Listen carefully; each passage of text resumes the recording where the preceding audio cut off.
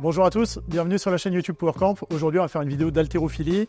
On va parler plus particulièrement du mouvement de l'arraché et d'un défaut technique courant, ou de plusieurs défauts techniques courants qu'on a sur ce mouvement, notamment la finition du mouvement. Mais tout le travail qu'il va y avoir après les hanches, le travail de finition sur le tirage, on va essayer de corriger la trajectoire, l'extension et la finition, donc le passage sous la barre. Cet exercice qu'on va mettre en place, c'est un exercice qui est un petit peu hybride parce que c'est à mi-chemin entre du travail technique et du travail de renforcement spécifique. Donc on peut l'utiliser en début de séance pour progresser techniquement sur une partie du mouvement, ou alors plutôt en fin de séance pour renforcer musculairement et en même temps corriger un petit peu le schéma moteur, travailler sur des positions. Cet exercice c'est du tirage haut d'arraché, départ des hanches, mais vous allez voir la position de départ est un peu particulière, c'est pas forcément ce qu'on a l'habitude de faire. On appelle ça ici à PowerCamp du tirage ouzbek, parce que quand on avait eu des contacts avec les coachs de l'équipe nationale ouzbek, c'est un exercice qu'ils employaient énormément pour corriger les différents défauts dont on a parlé au tout début de cette vidéo. L'exécution du mouvement maintenant. Donc vous allez récupérer la barre en prise arrachée, vous l'amenez dans les hanches, comme si vous faisiez un deadlift. Depuis cette position, vous allez venir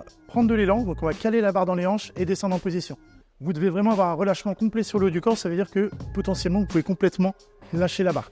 Donc c'est pas grave si vous n'avez pas la poitrine sortie à fond, si vous avez les épaules qui sont un petit peu haussées, il faut éviter d'avoir une position de crispation sur le haut du corps. On vient avoir les épaules légèrement haussées, les épaules devant la barre, une flexion sur les chevilles, les genoux et les hanches. Si ce n'est pas la position que vous retrouvez pendant votre arraché, c'est pas grave, c'est une position qui est accentuée pour réussir ensuite à corriger les mouvements, les défauts techniques qu'on veut essayer de corriger.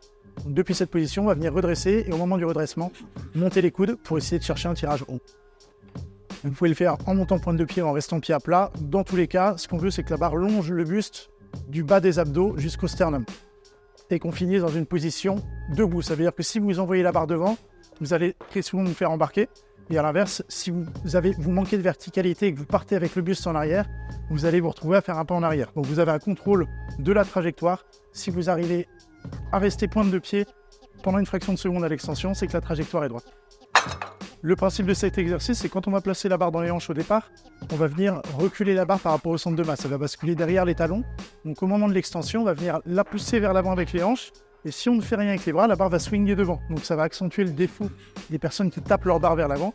Et l'objectif, ça va être justement, malgré cette poussée vers l'avant de la barre, avoir une action du haut du corps immédiate pour que la barre monte droite et n'ait pas ce mouvement de swing. Donc la barre part de derrière, on vient la pousser vers l'avant avec les hanches. Si on ne fait rien, elle vient swinger. Et là, justement, l'objectif, c'est d'avoir une action immédiate du haut du corps pour corriger et venir tirer ce qu'on souhaite faire pendant un arraché. Il y a beaucoup de personnes qui posent la question d'arracher, est-ce qu'il faut un contact ou non. Il faut un contact avec la barre, mais il faut un gros travail du haut du corps à faire pour que le contact ne signifie pas swing de la barre vers l'avant. C'est contact et tirage immédiat pour que la barre monte droite.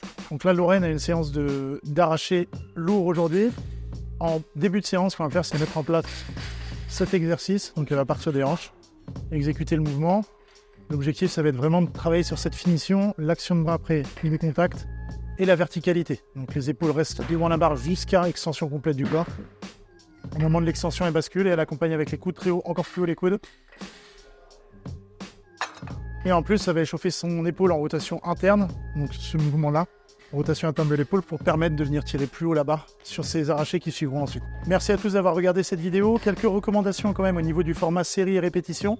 Si vous voulez le mettre en place en début de séance, 4 ou 5 séries de 3 à 6 répétitions, ça vous permettra de bien choper le schéma moteur, avoir une belle finition. Après, vous basculez sur votre mouvement principal. Et à l'inverse, si vous voulez plutôt le faire à des fins de renforcement, vous le mettez en place en fin de séance.